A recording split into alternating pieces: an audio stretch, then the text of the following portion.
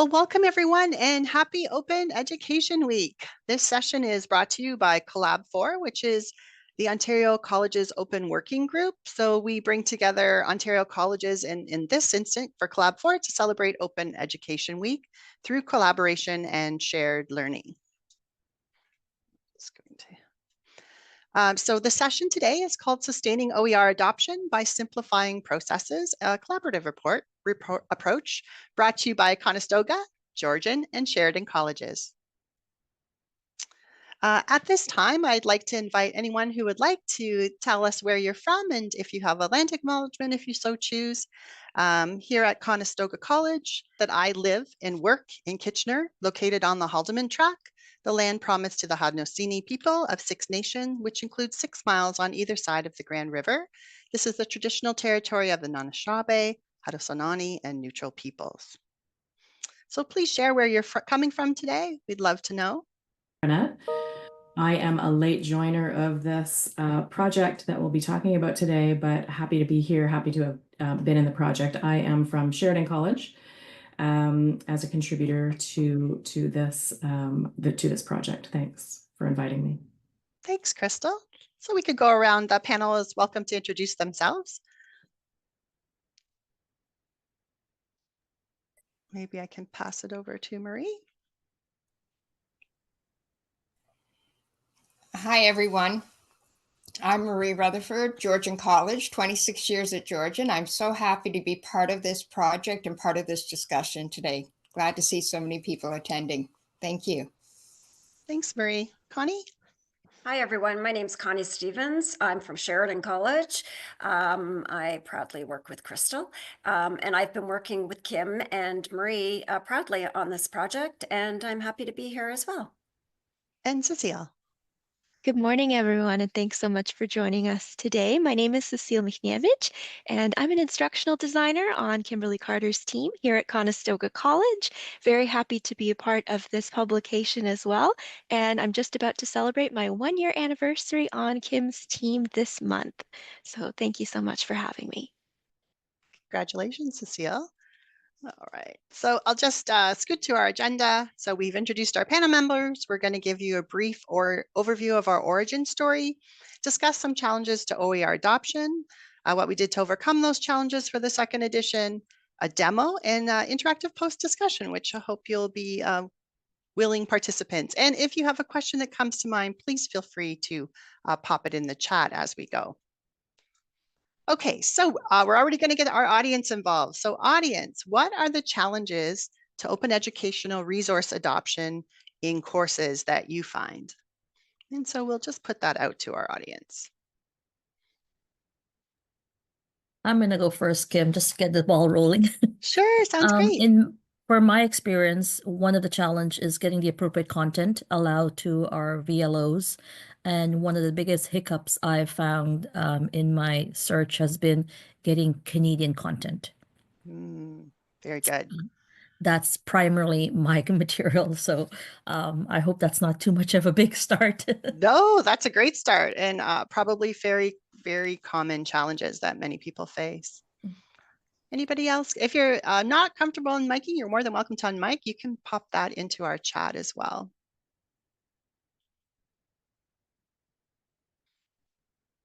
All right. I'm going to give everybody at least a minute to do that.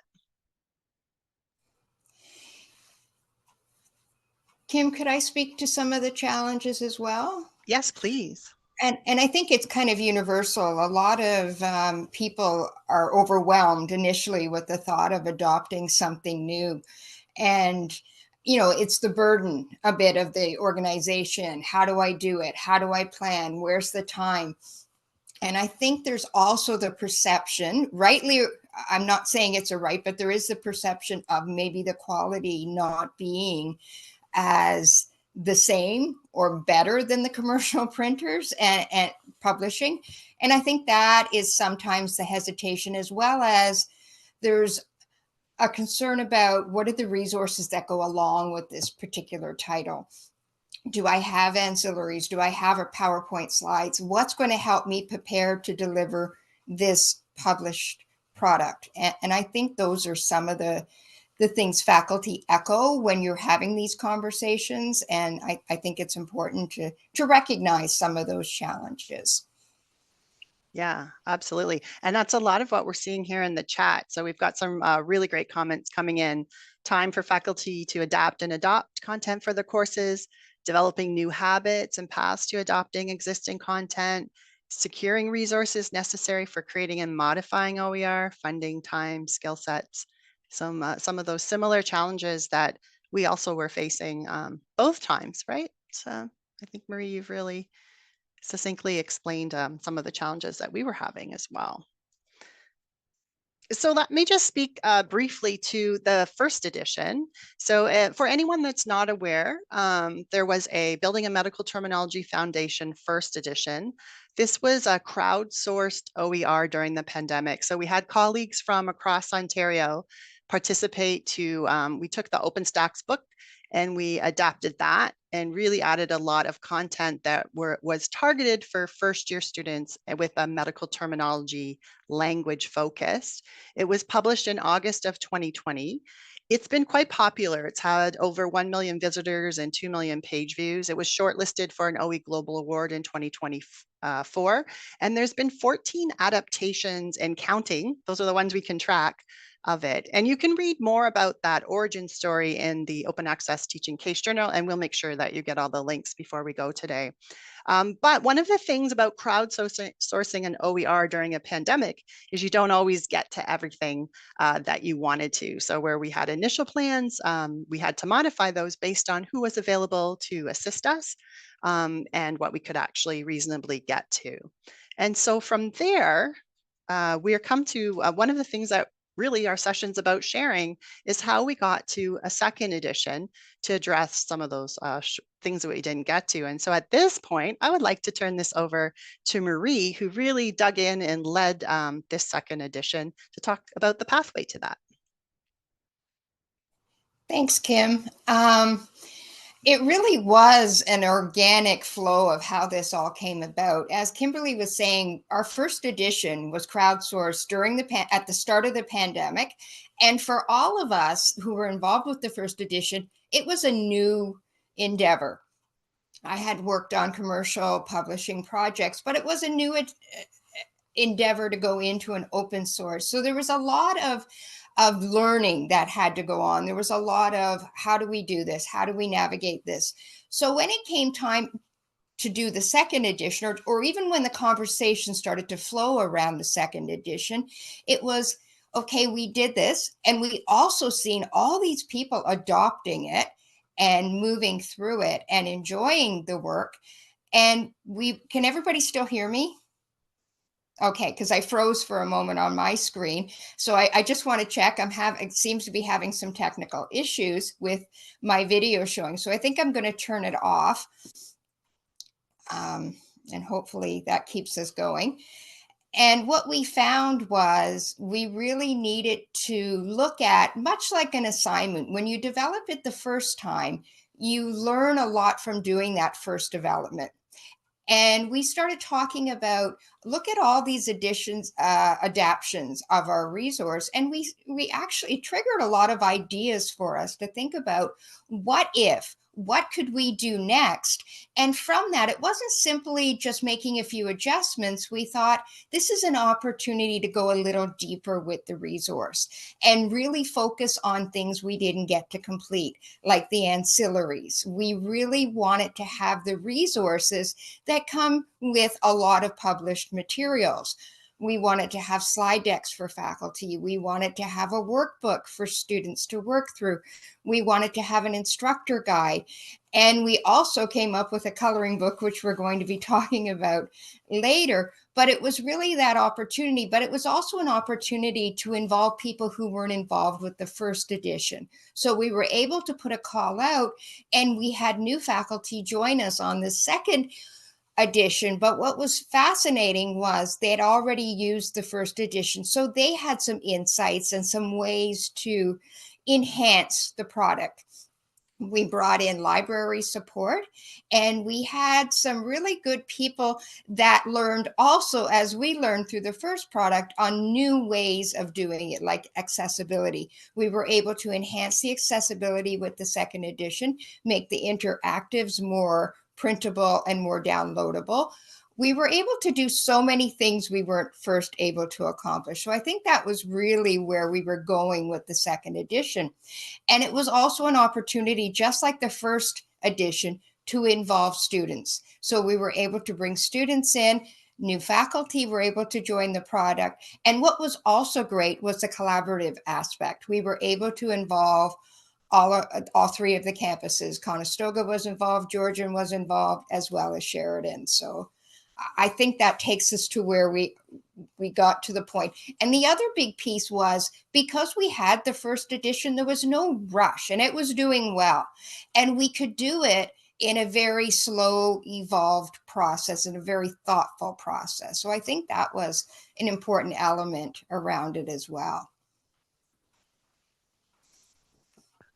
Marie, would you like me to pull up so we can talk a little bit about the ancillaries? Absolutely, that would be Let fabulous. me just pull that over into my screen. There we go.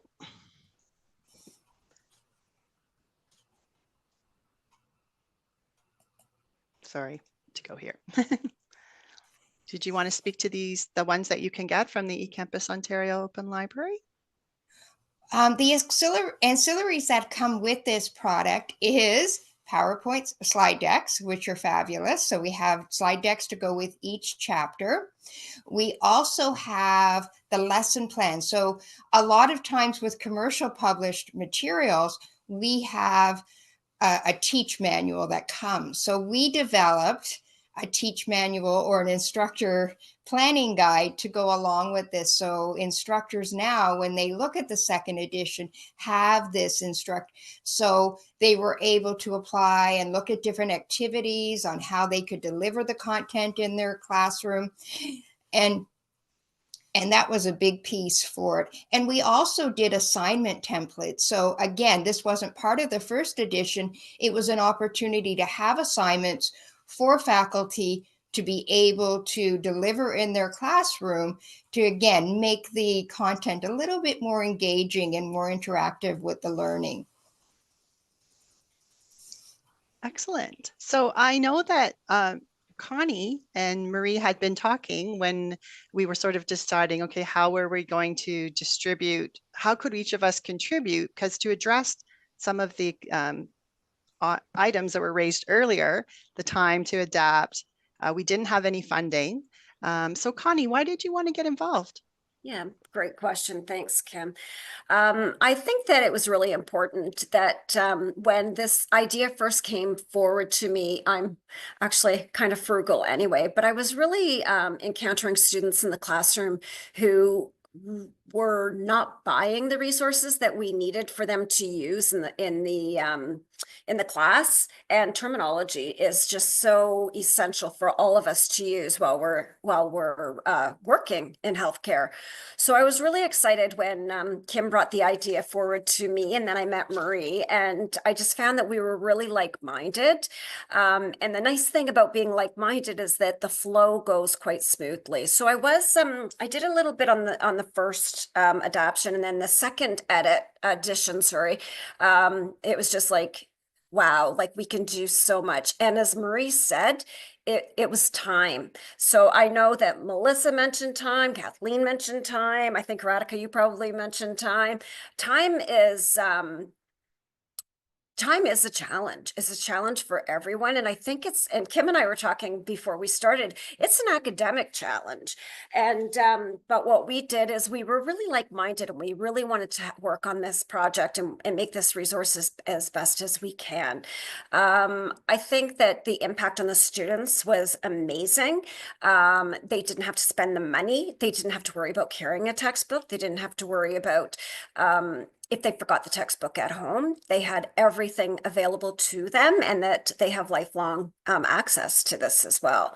What was surprising to me about when we started to collaborate again, Radhika, I think it was you who mentioned about time, or no, about Canadian content. With this project, we didn't have to worry about Canadian content.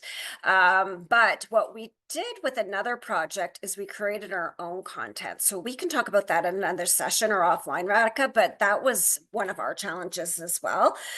But Melissa and Kathleen, you both mentioned that about time and adapting a resource.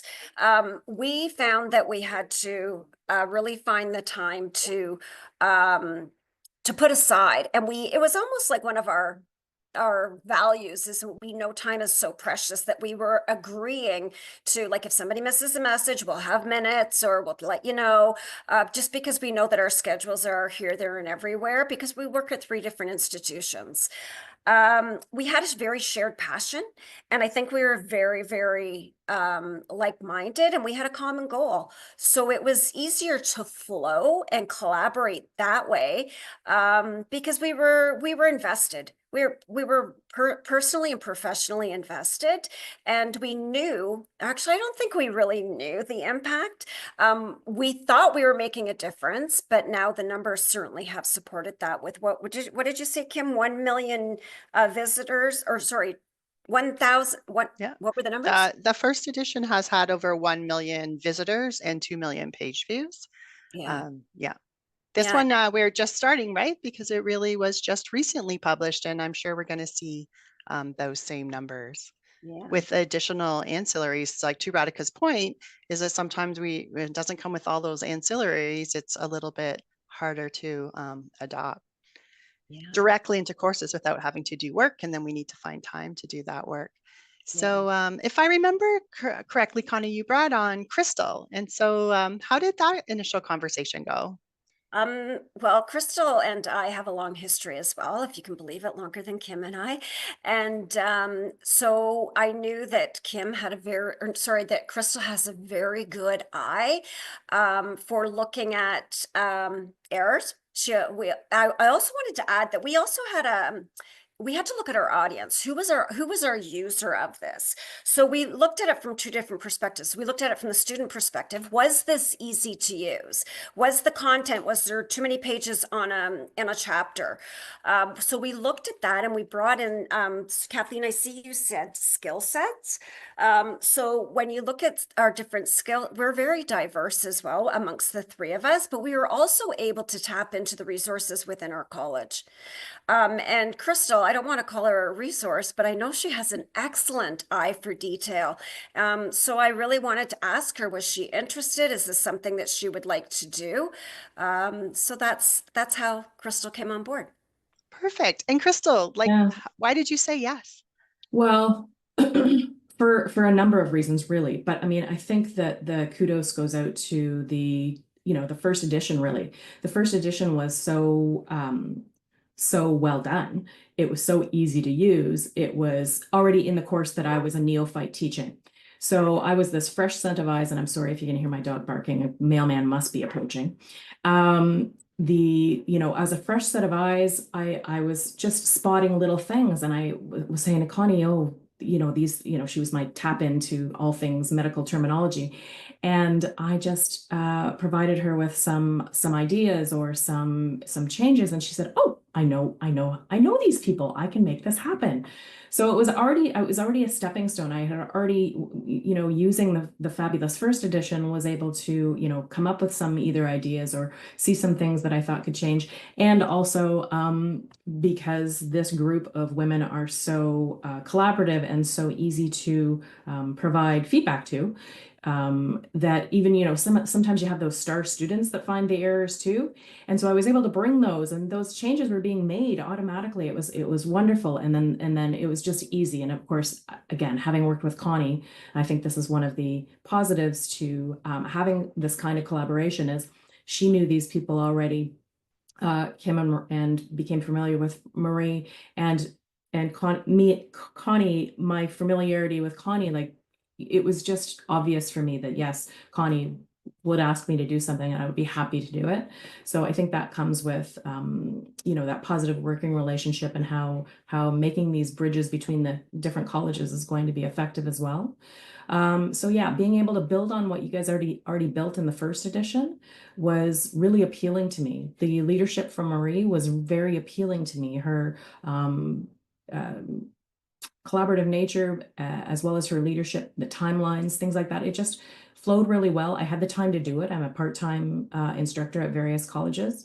And so, and I enjoyed coming up with a variety of things with Marie and Connie's leadership. So I thank them very much for bringing me in, and I hope to work with them again doing something like this. It was a fabulous experience. Thank you. And we're so thankful that you did join. So we really appreciate that. Marie, I want to take it back to you now, because I know when we had our first initial discussions, as Cecile mentioned, she's fairly new and we didn't necessarily have a lot of resources to tap into. And maybe we could talk a little bit about how we initially started figuring out so this time around, I was not able to assist with any content, but I was like, I have some students that are working for me. How could we leverage that? And Marie, I think you and I were having the discussions about between our two institutions, how could we find supports to begin this second edition? Did you want to kind of take it from there? Sure. Again, I apologize. I am having some technical issues. But as Kim was saying, I think the big part, and so much of what we're talking about is how to simplify this process, was recognizing that it didn't have to be one person, it didn't have to be one institution, but it could be a group of people like we are, like everybody here and others, who would come together and offer what supports they had. As Kim mentioned, she couldn't this time participate in the content, but she could provide some supports. And that was really important. And Cecile was so a big part of that in terms of her eyes on the project and her ideas and her creativity.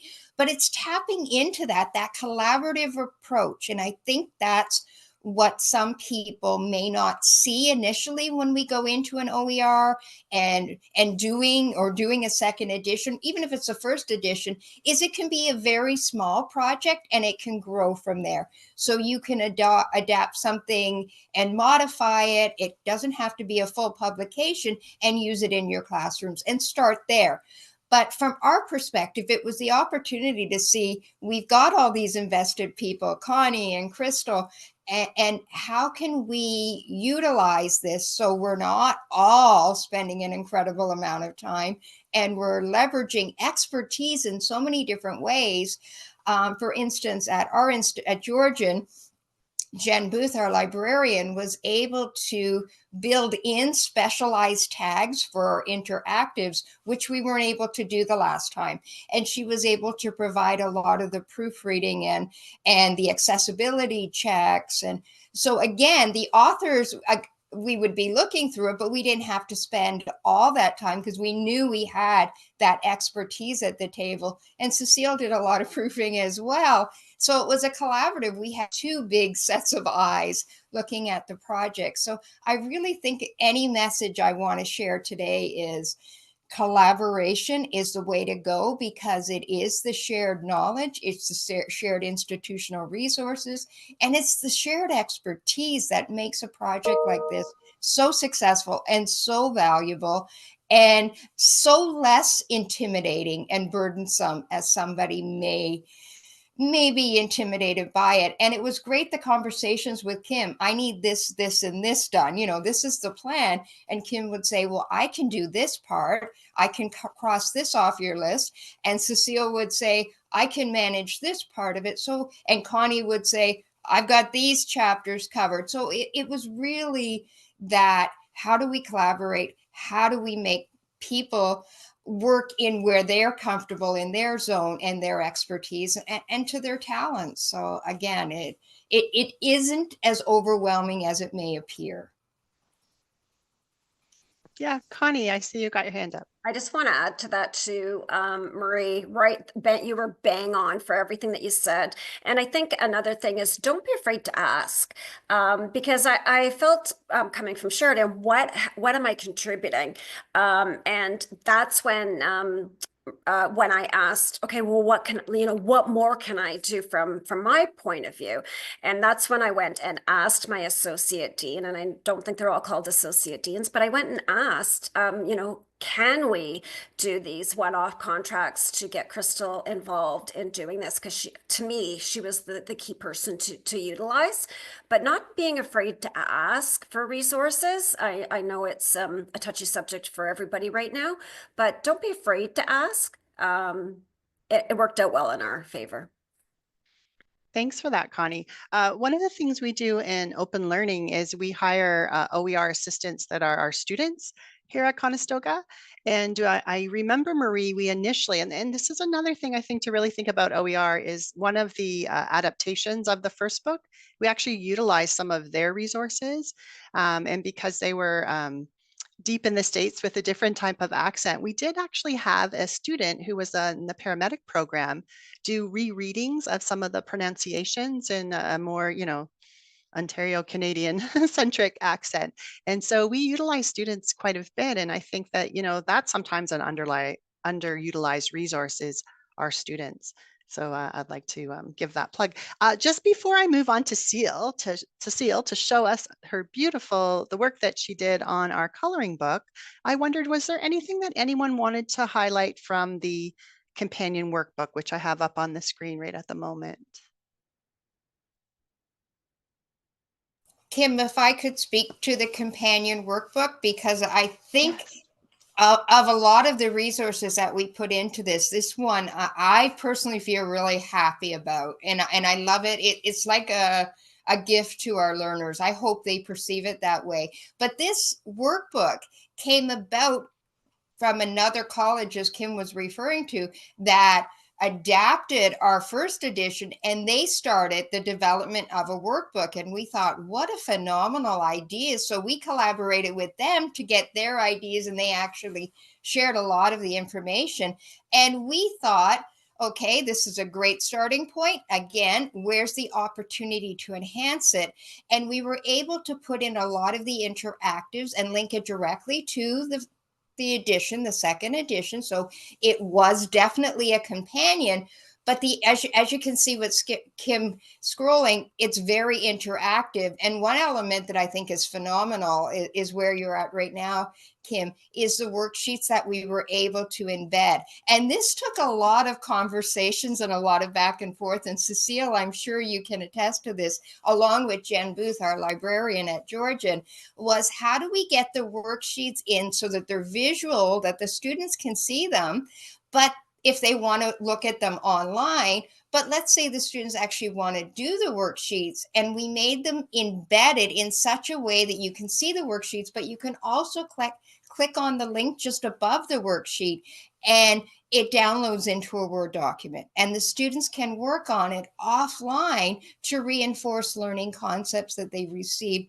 as they reviewed that particular chapter of learning. So I think that was one aspect that made it phenomenal in terms of, you're taking the addition, but you're taking it now to another level where the students have this workbook to work through. And as I said, it can download into a PDF format, or the students can also download the individual worksheets too and work at their leisure, and maybe even submit it as an assignment in class. It's just the opportunity that this opened up, the doors it opened up for our learners, I think is phenomenal. I think just to add to that is some of the content, maybe there were things we had already developed years ago, right? And it just needed to be checked, edited, maybe polished a little bit. So when you're thinking about collaborating with others, have a look at what you've already developed and kind of bring that to the table as to adding those pieces in. Excellent. So thank you for that, Marie. So at this point, I think I'm ready, unless I'm just checking the chat. I don't think we've had any further questions, to turn the screen sharing over to Cecile to talk about the coloring book. Thank you so much, Kim. Maybe before I take over the screen, I can just speak to a little bit of my involvement in the project and how we got started. And then I'll do a little demo of one of the main contributions that I had in this project, which was the Anatomical Coloring Book Interactive Edition. So once again, I was brought into this project a little bit later in the process when a lot of the content and a lot of components had already been conceived, and some of them were in varying stages of production and completion. So this was actually the first OER project that I worked on start to finish as an instructional designer on Kimberlee's team here at Open Learning at Conestoga. So the first step in this process for me was actually to meet with Marie and hear a little bit more about the goals of the project and all of these various components. So the first step that we had together was kind of just setting up a timeline and taking a look at the big picture of the project and how all of the components would sort of fit together and what the goals were to bring everything to completion. And we kind of realized very early on, and Marie, please feel free to jump in if I'm missing anything here, but we felt that there were a lot of wish list items for this project. And although it was one sort of unified project, there were multiple distinct publications that made it almost like a series. And we wanted to give a very unified feel to all of the individual publications within the series so that it all worked together, everything complemented each other, and we wanted it all to be part of the same release. So part of what we looked at in that initial meeting with Marie was what our timeline was, what our goal was for completion, and how we could coordinate the resources between our institutions to help complete each aspect of that series. So what I hoped to bring at the time of getting started with this project was, as Marie mentioned, some fresh eyes, which we had a few of already, but just bringing in a new perspective and being able to maybe catch things and notice things that could have been overlooked in previous steps in the process. A little bit of organization and project management as well, because there were so many components. As you saw, we had a student companion, we had worksheets, we had ancillaries, we had all these revisions to do and proofreading to complete for the main textbook itself. And then floating in the background, we also had this idea that Marie had kind of just as one additional to-do list item, one additional note on the wish list of things we were hoping to do. And that was to have this coloring book made a reality and to become part of the series. And I remember at the time when we had this first meeting, Marie mentioned it to me, and she had already some resources developed. We had some great artwork from OpenStax that had already been sort of repurposed and organized for this process. And Marie had proof of concept as well. This had been used in classrooms very effectively. And that was something that right away I really gravitated toward and said, this could really be something special in this series. And it could actually be made even more interactive if we maybe explore some different avenues with it. So another aspect of what I was hoping to bring to the table was a little bit of creativity and innovation and just out of the box thinking to try to elevate some of the aspects of the project as well. And just liaising with Marie as she was kind of the leader, the point person on this project, helping her to coordinate the resources between Conestoga, Sheridan, and Georgian, and providing assistance wherever I could. So one of the main areas with the sort of the creativity and innovation of this project where I was able to assist and provide hopefully a little bit of value was in the branding and also in the development of this anatomical coloring book, which we'll look at in just a moment. I do want to touch on something that Marie mentioned earlier in our presentation, which was the idea of bringing this publication up to standard with published resources. And that's something that Marie and I talked about very early on. Because coming into this project, I knew it was a very popular resource. It was highly visited, highly adopted, very successful, and also knowing that Marie herself was a published author, and we had some published authors in the group of contributors for this project. We really talked about how can we bring this to another level? How can we take it up another notch so that when people think of Building a Medical Terminology Foundation, they put it at the same level as some of the published paid resources that are out there. So we developed a little bit of a plan to have a distinct branding concept, everything from the colors that we chose to some of the images and icons that became attributed to the cover artwork. I did contribute all of the cover artwork that you saw in our demos today. We had distinct covers for the textbook, the student companion, and also the anatomical coloring book. So just giving it that unified theme that also became very important when we started to develop the ancillaries and have these worksheets that you saw a moment ago that are embedded in our student companion. We wanted the student experience to also pick up on some of those themes from the branding so that students would know this was a worksheet that accompanied my textbook, just like they would get from a course package that they purchased from the bookstore. So having that equal level of quality, attention to detail, and identity from a branding perspective was also very important.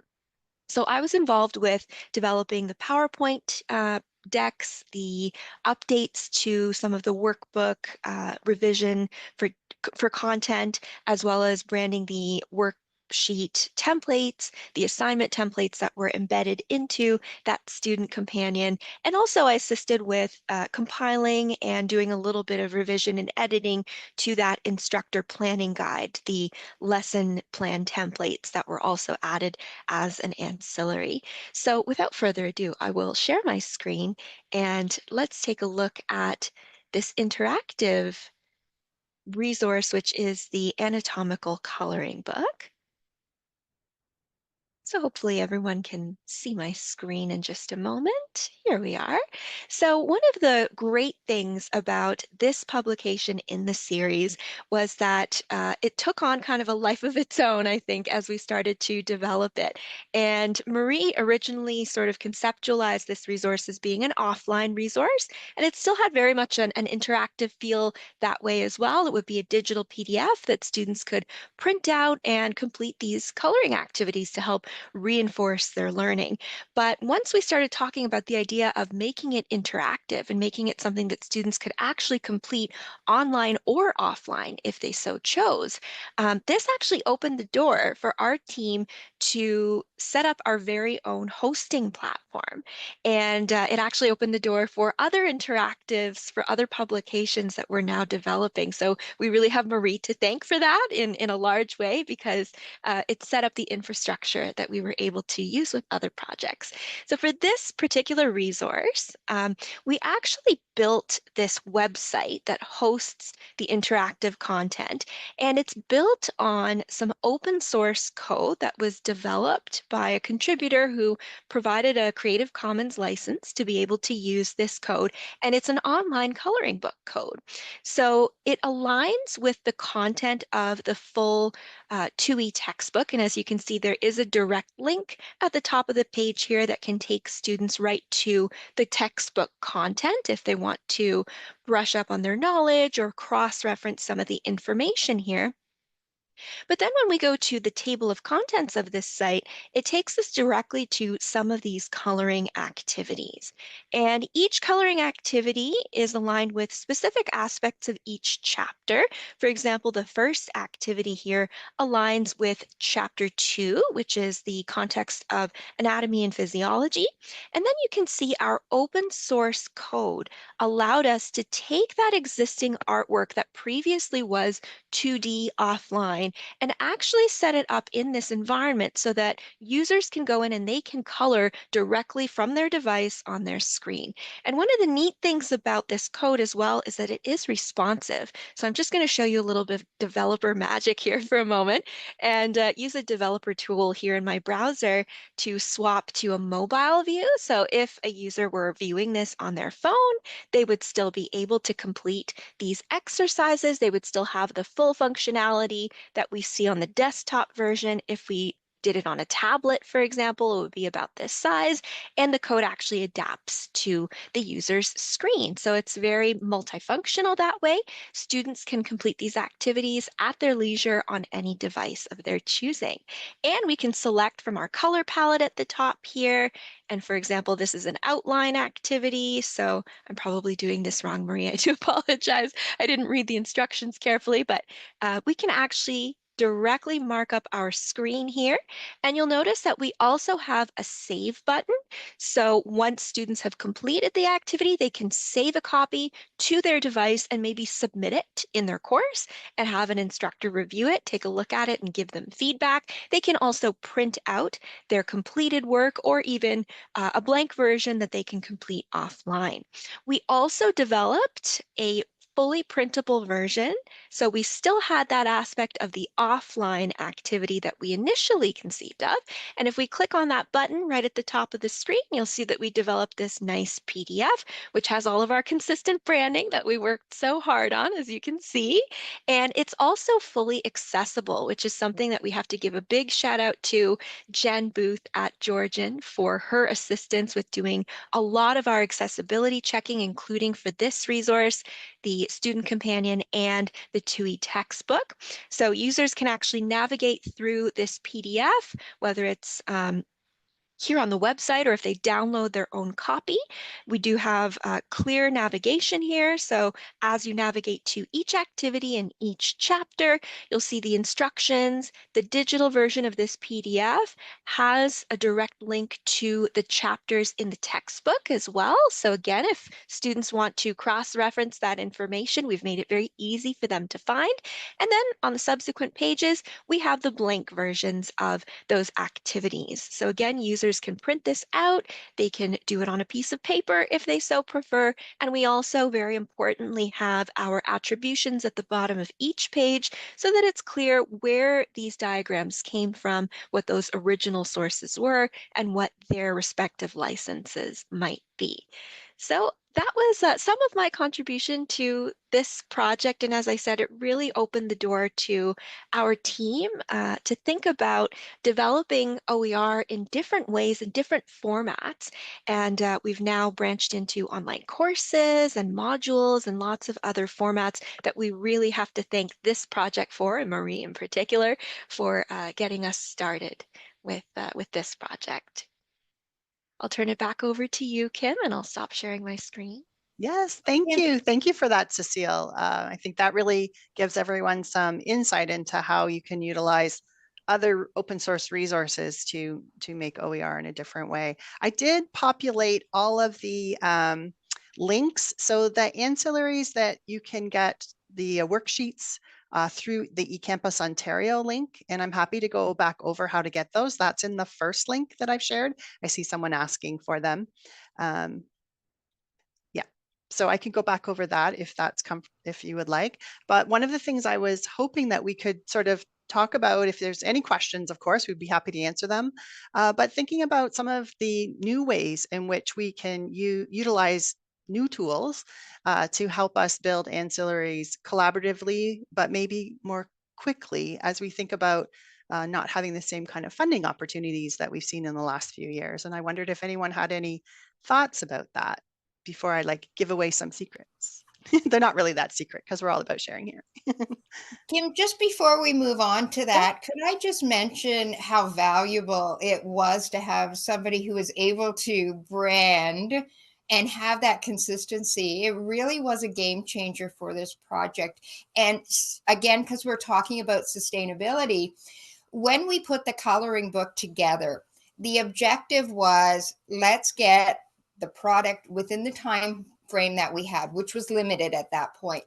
But we go back to sustainability, and Cecile, Kim, and I have already had a conversation about what more could we add to this. And I vision 5 more images at minimum going into this. But again, there's no rush because we have something that's working, it's out there. But if you're thinking of dipping into a project, that's a way you could dip in, is just update and add a few things to something you're adapting. You don't have to do it from scratch. And it really sustains the project if you're able to dip in, year to year and make some adjustments. So I just wanted to mention that, and again, have a really loud shout out to Cecile for all of that creativity, and that, it made us think differently as well. Thank you, Marie. So, Radhika, I saw your hand up. And then I'll go to Connie. How does that No, sound? Connie can go first, please. I just did it Okay. after she put it. Please go ahead, Connie. Okay, sorry, I missed that. That's okay. Just very quickly, I just really want to stress the accessibility was so fabulous. Just really going in there and re-looking at our work and just looking at it differently. And I think that that was extremely successful.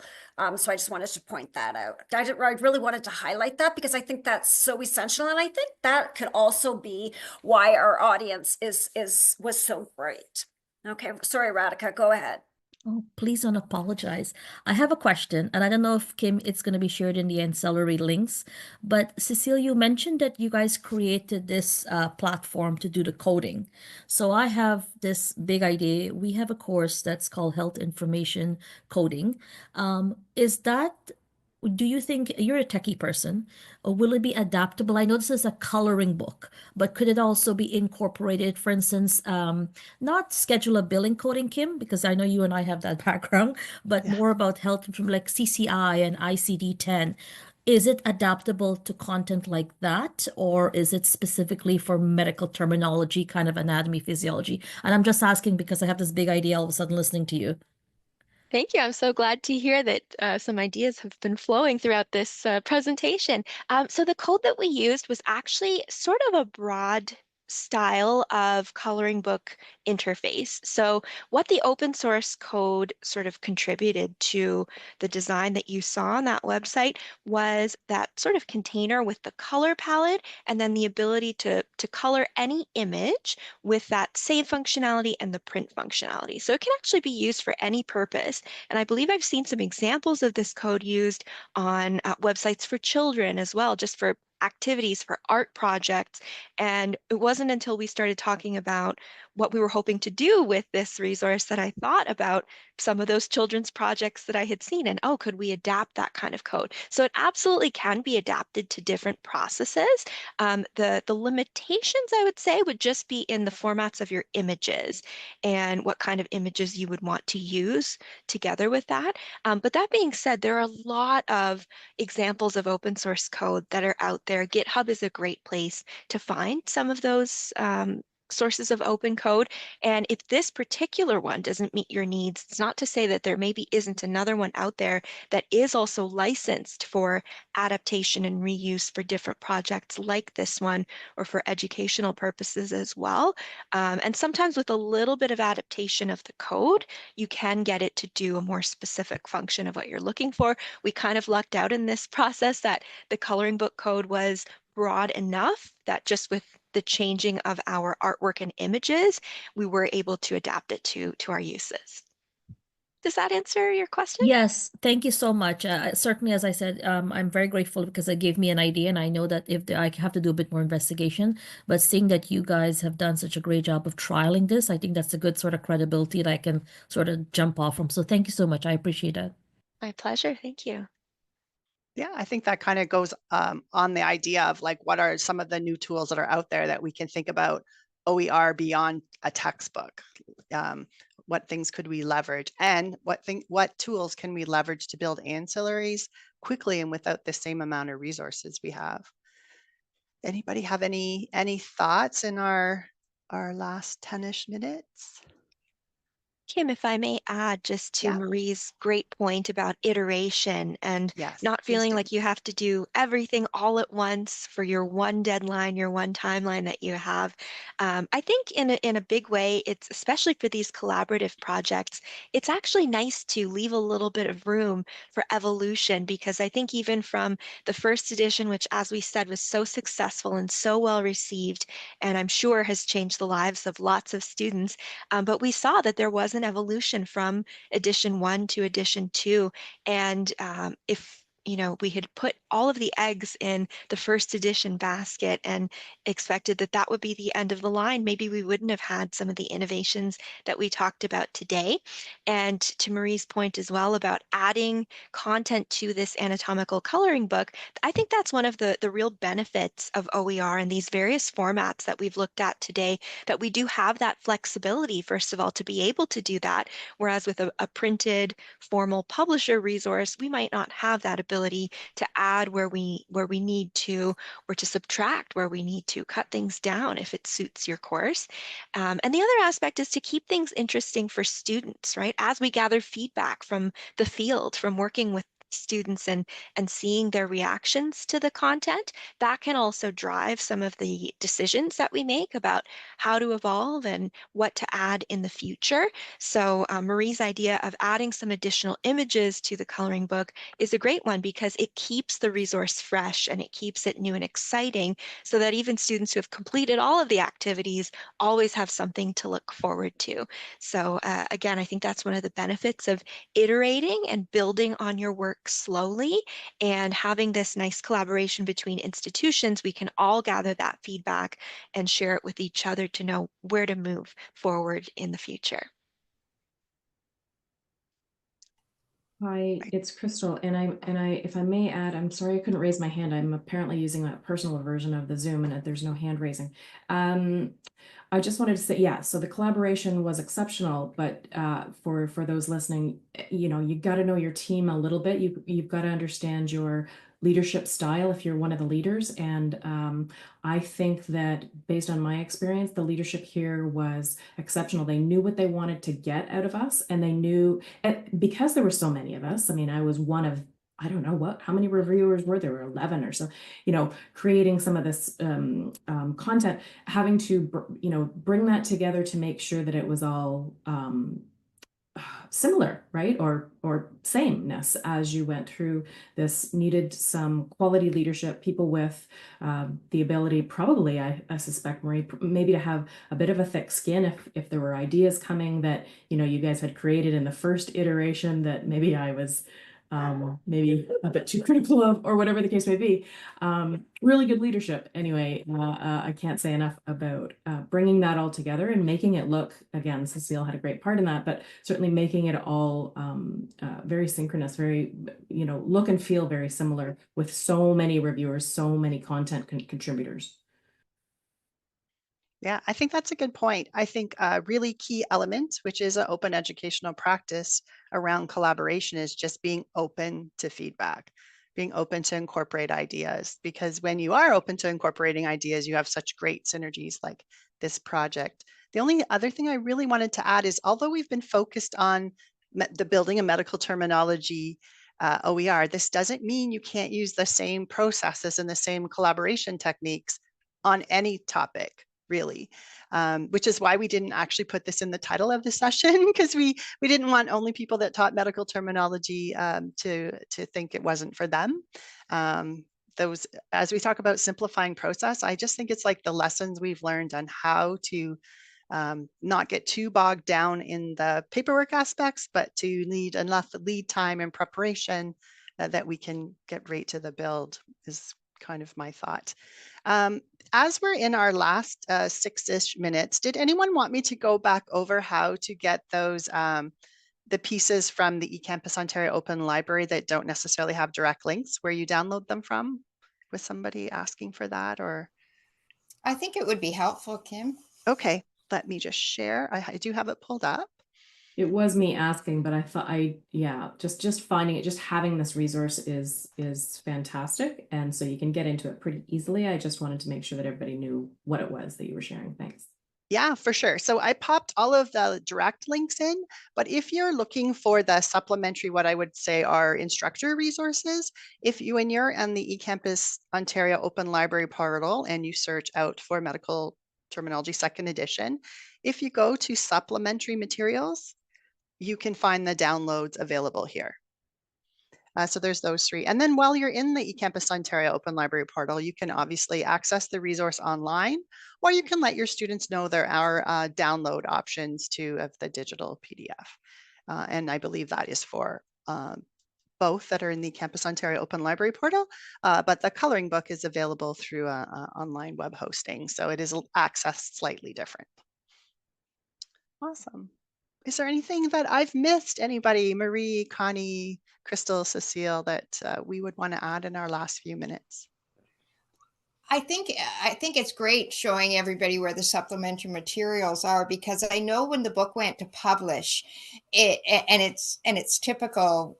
It took a few weeks before it was actually live to see.